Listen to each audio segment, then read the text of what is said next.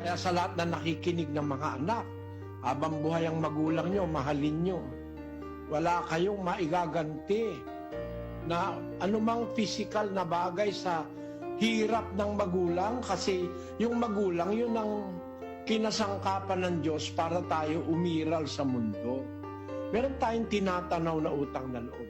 Napag-aral ka, hindi ka napag-aral, hindi mabait ang magulang mo, masama ang magulang mo para sa'yo, pero yung lumaki ka lang, marami siyang ginawa para sa'yo. Pinaglihi ka, 9 na buwang kang dala-dala, nung ipanganak ka, nabingit sa ang buhay niya sa kamatayan, tapos pinadedi ka, napuyat siya pagtulog ka. Kasi kung di ka niya ginawa ng ganon, patay ka eh. Tingnan mo yung yung batang maliit, pag hindi mag-aalagaan ng magulang yan, o kung kahit na sino, walang mag-aalaga, hindi mabubuhay yan eh. Mabuti pa nga yung manok eh. Yung manok na sisiw, pag napisa yun, mapisa lang siya, may chance na siyang mabuhay eh. Yung sisiw na manok, mayroon na siyang chance na mabuhay. Mapisa lang siya.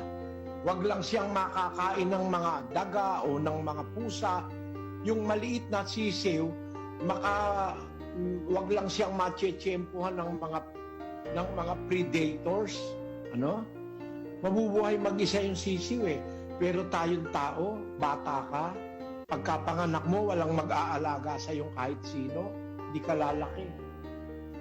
Baka hindi ka maka-1 linggo, baka hindi ka maka-1 buwan, patay ka kung bata kang bagong panganak.